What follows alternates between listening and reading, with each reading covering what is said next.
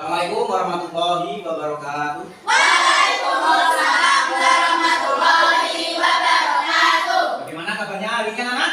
Alhamdulillah, luar biasa. Allahu Akbar. Yes, yes, yes. Oke, terima kasih. Hari ini tetap semangat ya. Walaupun keadaannya cuacanya mendung, tapi tetap semangat. Untuk hari ini anak-anak, materi kita yaitu tentang makanan halal dan haram.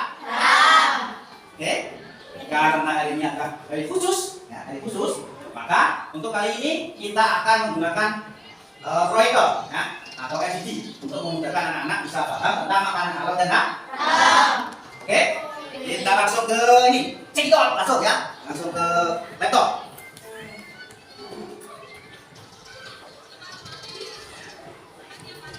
Nah, itu apa? Gambaran? Etik lagi? Lagi makan sandwich. Sangat lezat ya. Nah, untuk hari ini ada subtemanya ada 3 ya, yaitu tentang pengertian makanan halal, pengertian makanan haram, dan hikmah mengkonsumsi makanan halal. Nah, di dalam kaidah ilmu fikih disebutkan bahwasanya ya, semua ya di dalam bumi ini itu pada hakikatnya adalah boleh dimakan atau halal ya, kecuali ada dalil yang mengharamkan. Semua di bumi ini aslinya itu boleh dimakan ya. Nah, nanti apa saja yang tidak boleh dimakan? Ada di sini. Kita lanjut.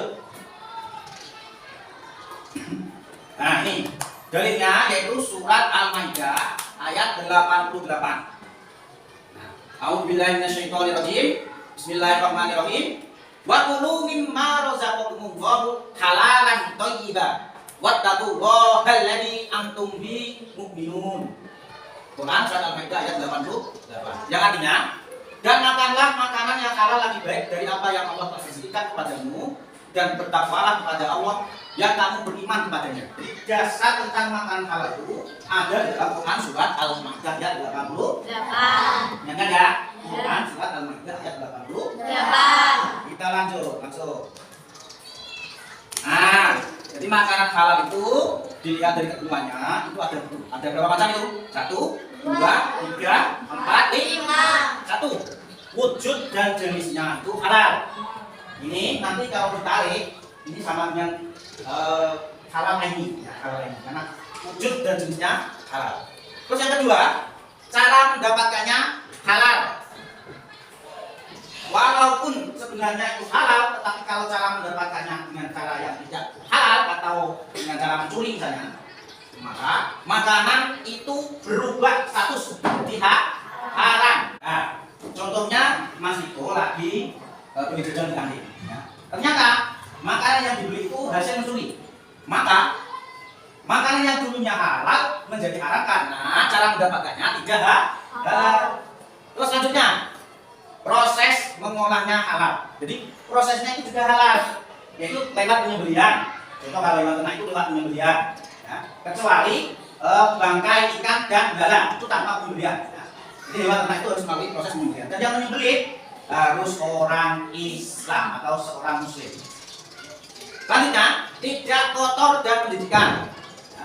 Jadi makanan yang kamu makan itu tidak kotor dan menjijikan. Dan selanjutnya, tidak mendatangkan udang. Jelas ya sampai sini? Kita lanjut ya. Next. Nah, sekarang wujud atau jenis makanan yang halal. Binatang ternak, di semua binatang ternak itu halal kecuali apa? Babi. Terus semua hewan yang hidup di laut. Pokoknya hewan yang hidup di laut itu halal.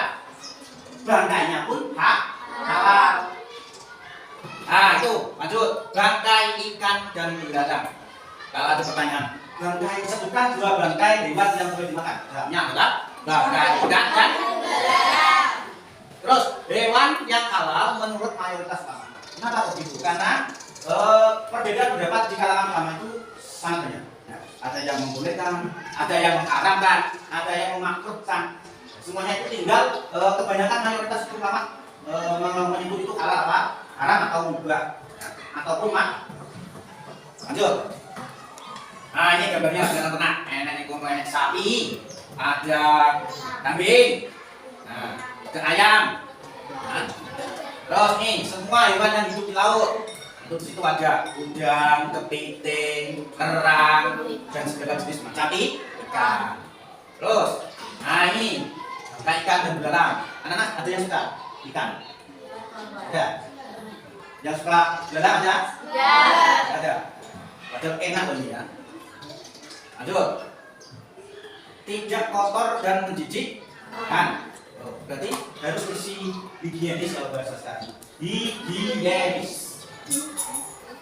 Nah, makanan yang tidak mendatangkan mudarat. Jadi makanannya itu baik-baik saja, dalam keadaan baik-baik saja. Sekarang makanan haram. Nah, jadi makanan yang haram itu satu sama seperti tadi, ya. Wujud atau zatnya haram. Jadi sudah dari sononya haram. Ya. Contoh daging babi itu dari sononya sudah haram, ya. Karena dalam Al-Quran disebutkan bahwa daging babi itu termasuk makanan yang haram. Lanjut, cara mengolahnya juga haram. Seperti tadi, ya. Kalau mengolahnya halal juga halal. Tapi kalau mengolahnya haram, maka akan menjadi haram. Terus cara mendapatkannya dengan jalan batil atau haram. Ini tadi contohnya dicuri. Terus ada lagi hewan itu dipukul sampai mati. Ada yang cekik sampai mati. Nah, itu juga termasuk haram.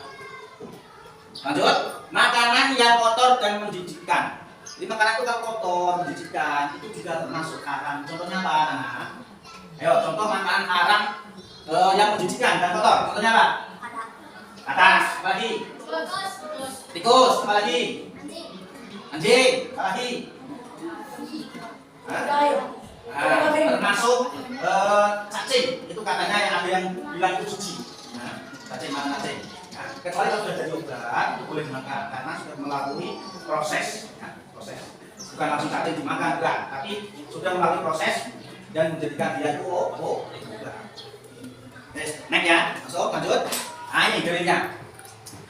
Jadi setiap sesuatu itu kan saya bilang tadi itu ada yang dari yang menunjukkan. Nah ini makanan apa saja yang haram itu disebutkan dalam surat Al-Maidah ayat yang berbunyi Bismillahirrahmanirrahim. Hurrimat 'alaikumul maitatu wad damu wa lahmul khinzir wa ma uhilla li ghairillahi bih wal munkhaliqatu wal mawqudatu wal mutaradiyatu wan natifatu wa ma akala sabu illa ma dzakaitu wa ma dubiha 'alan. Ya, di dalam ayat tadi juga diharamkan bagimu memakan bangkai. Ini bangkai. Ya, ngerti bangkai? Jadi bangkai itu hewan yang sudah mati, itu namanya bangkai. Nah, terus yang kedua, darah. Darah itu juga haram, anak. Kalau sampean pernah ke warung, lihat ada darah yang digoreng, itu namanya apa? Saren atau bidek kalau orang bilangnya. Itu haram. Terus daging babi. Daging babi itu juga dari sononya sudah haram. Walaupun daging babi itu termasuk binatang ternak. Lanjut, daging hewan yang disembelih selain nama Allah. Ini contohnya tadi, yang menyembelih bukan umat Islam, tetapi orang Kristen Hindu. Karena apa? Karena dia tidak menyebut nama Allah. Ini haram itu. Terus lanjut, hewan yang mati tercekik, terpukul, ditanduk, diterkam binatang buas, itu juga haram. Ya. Bang? Nah, yang terakhir, hewan yang disembelih untuk berhala atau sesajen. Ini contohnya, kalau di desa-desa itu zaman dulu ada yang namanya nyadran. Ini nyadran. Terus di daging binatang yang disembelih dipersembahkan pada berhala, itu juga haram. Ya. Oke? Paham kan ini? Bisa lanjut ya? Sekarang cara pengolahannya haram. Nah, jadi kalau hewan itu cara mengolahnya haram, hewan itu juga akan menjadi haram apabila dimakan. Ya. Cara mengolahnya itu bagaimana mas? Cara mengolah? Nah, cara mengolahnya maksudnya gimana? Hah? Ya, pinter bangetlah. Dikasih minyak babi misalnya. Sela itu masak, tetapi pakai minyak babi. Ayahnya dikasih minyak babi. Itu tidak akan menjadi haram karena ada campuran daging babi. Maksudnya seperti itu. sekarang sampai terakhir. Nah, materi kita yang terakhir. Hikmah mengkonsumsi makanan halal. Itu ada 4 anaknya. 1, doa kita mudah dikabulkan oleh Allah. Jadi siapa saja itu yang selalu mengkonsumsi makanan halal, jadi doanya itu cepat akan dikabulkan oleh Allah. Terus yang selanjutnya, maaf. Nah, yang kedua, jasmani dan rohani kita akan selalu sehat. Jasmani itu apa jasmani? Dan rohani apa? Hati. Jadi jasmani badan kita akan sehat, dan rohani kita itu juga akan ikut sehat karena apa yang kita makan itu semuanya halal. Terus yang ketiga, selalu berbuat baik. Jadi orang yang makan makanan halal itu pengennya selalu berbuat baik, ya. Selalu berbuat baik. Dan yang terakhir, hikmah yang terakhir, dijauhkan dari siksa api. Jadi anak-anak, ketika kamu menjaga makan, selalu memakan makanan halal, maka kamu kelak nanti akan dijaga oleh Allah dari siksa api. Maksudnya sampai semua ini akan dimasukkan oleh Allah ke dalam surga. Ini enggak anak-anak maksudnya? Udah ya, sampai hari ini sampai sini pelajaran kita. Nanti ada tugas, ya, ada tugas. Sebelum tugas itu saya kirim, tugasnya nanti saya kirim lewat Google Form, ya. Nanti anak-anak bisa mengerjakannya di rumah lewat dan dikirim maksimal nanti jam 5 sore ya. Siap ya? Siap. Sebelum saya kirim ke Google Form, soalnya ada pertanyaan anak-anak? Ada pertanyaan? Ada. Bagaimana dengan makanan yang kita beli di luar, Pak? Kita tidak tahu cara mengolahnya. Oh gitu. Ya, terima kasih. Pertanyaan yang sangat bagus. Nah, pertanyaan yang modern. Kalau zaman sekarang itu modern. Nah, pertanyaannya balik tadi itu akan saya jawab. Nah, jadi ketika kamu jalan-jalan misalnya, nggak tahu yang kamu makan itu apakah cara pengolahnya halal ataukah yang menyembelihnya itu orang Islam atau tidak. Kalau dalam ilmu fikih, kaidah ilmu fikih itu, jadi semua makanan itu kalau tidak tahu itu tetap akan menjadi halal. Kenapa kok seperti itu?